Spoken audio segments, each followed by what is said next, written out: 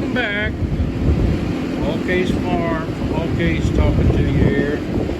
I've been cutting and busting a bunch of wood with the Halverson. Let's see, today's the 20th of September, I believe.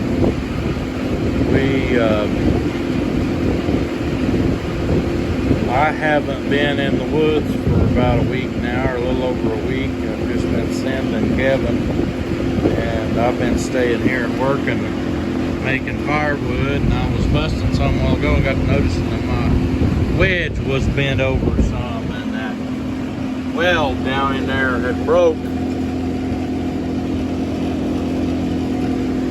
So I'm in the process of welding that back, and it's hot here today. I would look on my phone, but I'm talking to you on my phone. I think that we're about the right time of the day, that the temperature is probably 95, 96, and the heat index is near 100. Kevin said this morning there wasn't no air moving in the woods, so yeah, this Halverson, I broke that wedge on it a year ago. Well, last season anyway, I can't remember when. It's still laying around here somewhere. I tried welding it back, and I beat it out and welded it in really hot. Put it on there, it lasted about 4 or 5 logs and then broke. I have some real sophisticated welding equipment. It's that right there. I have a MIG welder, but I haven't used it so long. Last time I was using it, I was having trouble getting the wire to feed. MIG wouldn't really burn it or make as hard a weld on this thing as what I'm really after. But anyway, I think I may have some things that I've purchased that I did not get on this channel yet, so we'll just make this video about a couple of new purchases. If it wasn't for that fan in here, I wouldn't be able to stand it. I'd have to wait till it cooled off. Wait and do it first thing in the morning. I needed a way to get feed from these gravity boxes into my box for my truck, which is sitting right there. I put that on the back of my pickup and use it when I'm feeding calves, which is coming up here about, it's either 2 or 3 weeks. Excuse me, we'll be working on weaning calves, but we had been making our own feed, and I was getting a bunch of corn, but the corn around here was so poor this year. One of my neighbors, a guy I bought corn from before, he showed a picture of his yield monitor on his John Deere combine while he was cutting some of his corn, and it said 14.5% moisture and 10 bushel to the acre. We just haven't had any kind of an amount of rain. But anyway, I come up with this drill fill auger. It's made to go on the back of a grain truck. And so we just modified it. I still yet have to get the hoses hooked up. And this one has a 12 volt deal to it. But I'm gonna have to take and cut with my zip blade across here and make that kind of flat with the world. I'm not sure. I think it'll fall down through that, but I may have to cut that grate out of there. Won't be nobody's hands in there anyway.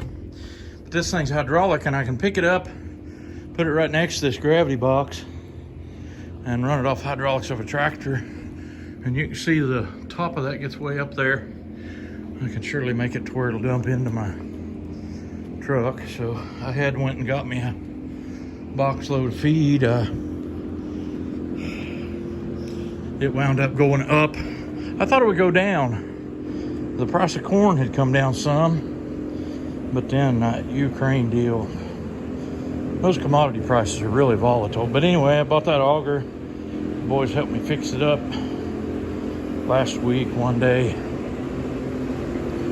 So I got a way to set up and do that now, but I'm kind of waiting. Scott's talking about baling a little bit of hay later this week, and I bet it'll be very little. I want to get that tractor and baler put down there past that before I ever set that up and use it.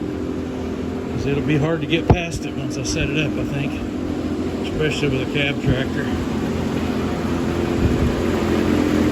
A little LS 160. Scott and Caitlin's been having some bad tire luck. I think he's going to get them patched or changed or something today after work. Log lot's kind of dwindling down a little bit. I still got a lot of firewood sitting there, and I've been moving a lot. I've never sold this much wood this early. I'm already over 50 rick. Went out the door. Anyway, I bought this old truck here a few weeks ago. I don't think it's been on the channel.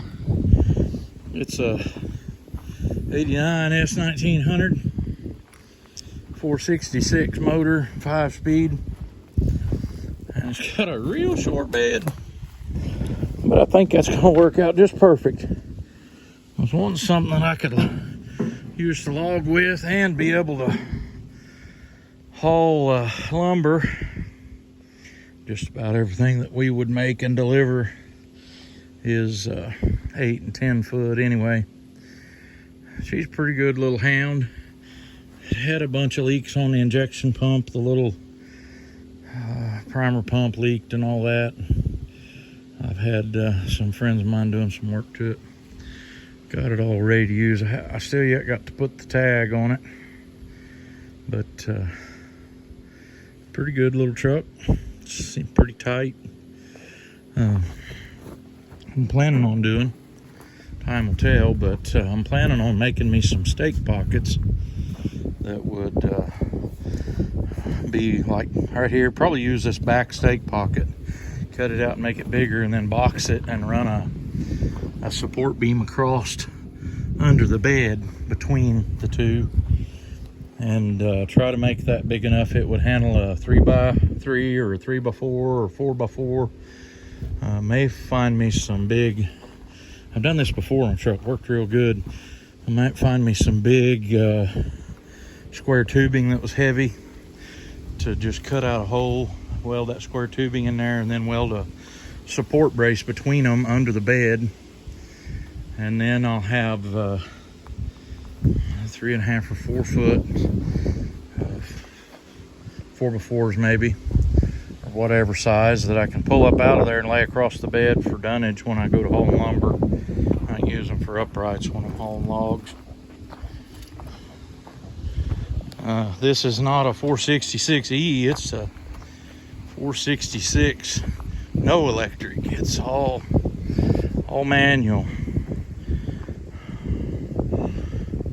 So it's got a pump on it that's a inline type of injection pump, but it has a pull kill, and it's basically, I think the engine block will drop in a 1086. Sorry about the wind. But anyway, that's kind of what that looks like from here. Thanks for watching. We'll catch you on the next one.